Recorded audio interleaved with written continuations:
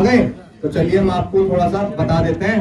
शायद आपने ना SC/ST एक्ट पढ़ा नहीं सर, आप विवेचक हैं, आपने SC/ST एक्ट पर्सनल एक्ट पढ़ा होगा, उसमें अभी कुछ फेरबदल हुए हैं और आपने इसमें 103 सब क्लोज 1 लगाया हुआ है?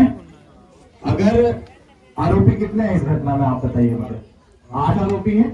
हमारा SC/ST एक्ट का सेक्शन 3 ये कहता है अगर आरोपी 5 या उससे ज्यादा होते हैं तो 103 सब क्लोज 2 लगता है। बताइए, बढ़ा चुके हैं आप उसको? पहले नहीं पता था आपको? हाजिर है ये कायमी है सुभाष पर, और उसके बाद इन्वेस्टिगेशन के बाद बढ़ा। अच्छा, चलो भाई, बहुत अच्छी बात है, इन्होंने बढ़ा दी। और सबसे एक और दूसरी बात कि ये आप उधर ही है ना, वो तो सुभाषपुरा थाने के ही है ना? नहीं, मैं आजाद थाना है मेरा। अच्छा, DSP आप? अच्छा महोदय, ये कहाँ है वो जो वीडियो बनाई थी जिन्होंने? अच्छा, जिन्होंने वीडियो बनाई थी ना, वो जो वीडियो वायरल हुई है जिसकी वजह से हम भी आए हैं यहाँ, उस वीडियो को इन्होंने बनाया था, जो अभी नीचे आ रही है लेडीज।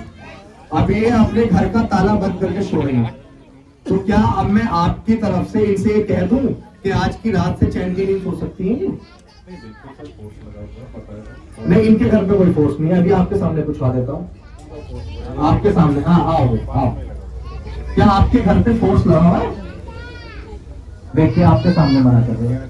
मैं ना 2-4 बार कहने भी गए थे इनसे, तो बोल रहे थे हमारा नहीं है उनके पास, जो कह रहे थे हमारा तो यहाँ पॉइंट का ड्यूटी है, हमारी तुम्हारी घर की ड्यूटी नहीं। अच्छा, चलिए। तो अब देखिए, आपके सामने कह रही है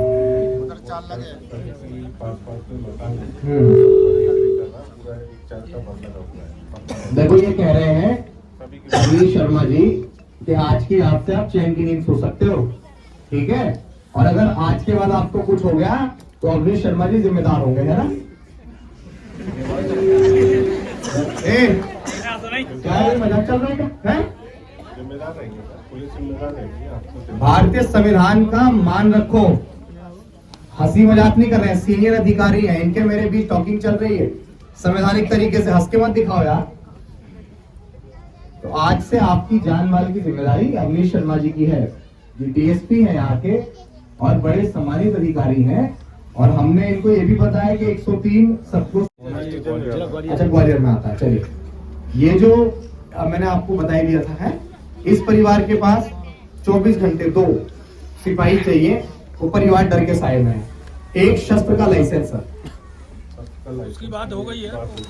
अच्छा, ठीक है,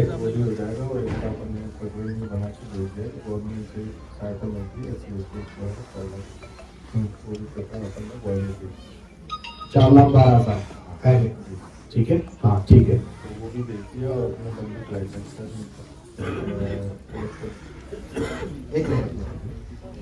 अब मैं आपके समक्ष ना अपनी मुख्य मांगे रखना चाहता हूँ। समाज का एक जिम्मेदार व्यक्ति होने के नाते हमारी पहली मांग ये है, वीडियो बन रही है, पूरे देश में जाएगी। एक आरोपी अभी बचा है, अभी एक और पकड़ लिया है, हम यहाँ थे, आपने बताया। एक आरोपी बचा हुआ है, तत्काल प्रभाव उसकी गिरफ्तारी। दूसरा ये शस्त्र का लाइसेंस। तीसरा ये कम से कम 50 लाख रुपए मुआवजा। आप एक पिता होंगे तो आप इस दर्द को बेहतर तरीके से समझ सकते होंगे कि किसी का 25-26 साल का जवान बच्चा अगर चला जाए ना, तो उस पर क्या बीतती होगी। मतलब वो दुखी अलग है, ना उस दुख को आप समझ सकते हैं ना मैं समझ सकता हूँ। मैं शायद हम लोग जाके यहाँ शोक संतप्त परिवार के प्रति अपनी संवेदनाएं व्यक्त कर सकते हैं, लेकिन हम इनकी दुख और तकलीफ को नहीं खत्म कर सकते हैं। लेकिन फिर भी एक प्रावधान है और हम लोग समझते हैं कि हमें परिवार की मदद करनी चाहिए।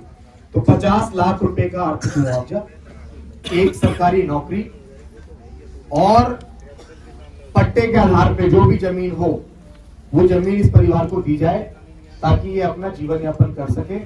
उसकी कमी हम लोग पूरी नहीं कर सकते हैं, लेकिन उसके रूप में वो अब चला तो गया है, लेकिन कुछ ना कुछ इस परिवार को ऐसा मिल जाए जैसे थोड़ी बहुत संतुष्टि इस परिवार को हो जाए। और एक और सबसे बड़ी बात, 4 दिन पहले आवेदन गया था।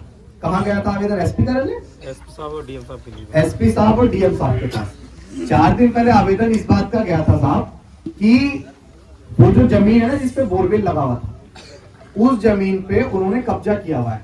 किन्होंने? सरपंच ने कब्जा किया हुआ है। ये शायद आपके संज्ञान में आया होगा। आया आपके संज्ञान में कि इन्होंने आवेदन दिया था चाबे का?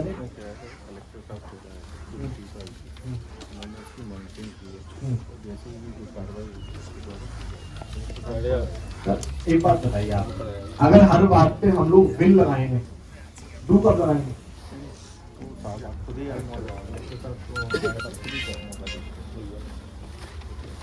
तो यू कैन अंडरस्टैंड कि आप वर्दी को एक साइड रखिए।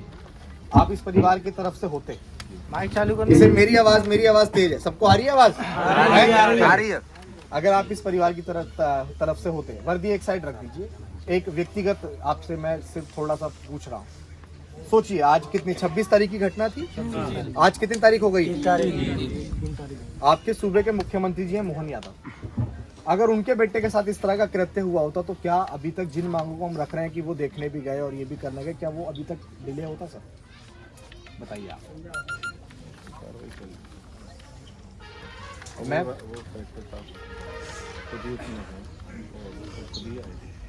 अब मैं ना सर आपसे देखो, मैं फिर यही बार बार बोल रहा हूँ कि अब ना विल को खत्म कर दीजिए, अब डू कर दीजिए, है ना?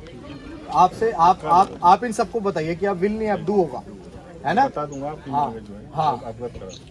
और एक और सबसे मेन बात ये कि जब शेड्यूल कास्ट की जमीन पे कोई कब्जा करता है ना सर, तो शेड्यूल कास्ट की जमीन पे कब्जा होती है SC ST एक्ट उसके ऊपर अपने आप लग जाता है। ना कोई जाति शब्द कहने होते हैं और ना उसको मारना पीटना होता है। हमारा पर्सनल एक्ट है, हमने बहुत अच्छे से पढ़ा हुआ है और वो हमें ये बताता है। तो उन पे पहले भी SC ST की कार्रवाई होनी चाहिए, ठीक है?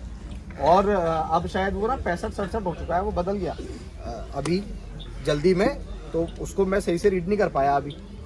तो आप इस परिवार के ऊपर जो मैंने मांगे रखी, आपको क्या क्या पहली मांग रखी मैंने? तत्काल प्रभाव से सारे आरोपी गिरफ्तार हों, 50 लाख का आर्थिक मुआवजा दिया जाए, परिवार को एक सरकारी नौकरी दी जाए और पट्टे के आधार पर जमीन दी जाए और शस्त्र का लाइसेंस दिया जाए, ठीक है जी? दोनों जगह बल सुरक्षा के लिए बल। हाँ।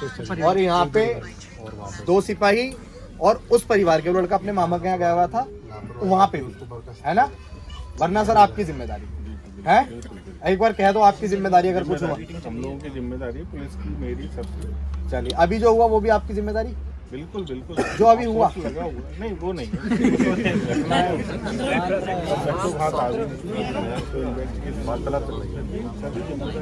लेकिन आपको मैं आपकी जानकारी के लिए बता दूं,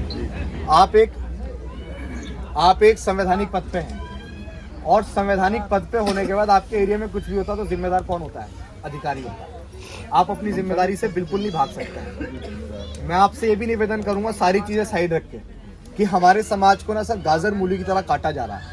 मैं बेसिकली इस बात को इसलिए कह रहा हूँ कि अगर 10 घटनाएं होती है ना, तो सर 7 घटनाएं जो होती है ना वो शेड्यूल कास्ट के साथ होती हैं और जातिगत तौर पे होती हैं।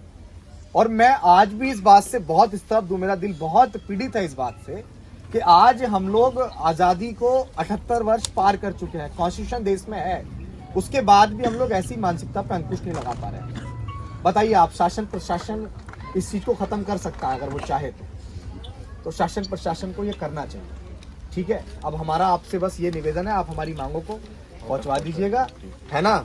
और हम आपको अल्टीमेटम तो क्या दें सर, आप एक बारी अभिषेक जाटव सर्च करके सब जगह देखिएगा ज़रूर, और हम आपसे मुलाकात हो गई है तो भी आप देखिएगा।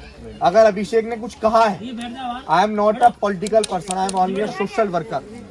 मैं कोई अवसरवादी व्यक्ति नहीं हूँ, मुझे कोई पॉलिटिकल इन्फ्लुएंस नहीं खड़ा करना है, मुझे इन भोले वाले लोगों की कोई वोट नहीं चाहिए। जो मैं आपसे यहाँ वार्ता कर रहा हूँ ना, संवाद कर रहा हूँ, इसके पीछे का कोई एक लालच नहीं है। छोटा सा लालच सिर्फ इतना है कि डॉक्टर अंबेडकर ने हमें खड़ा करने के लिए संघर्ष किया और इन सबको खड़ा करने के लिए हम संघर्ष कर रहे हैं।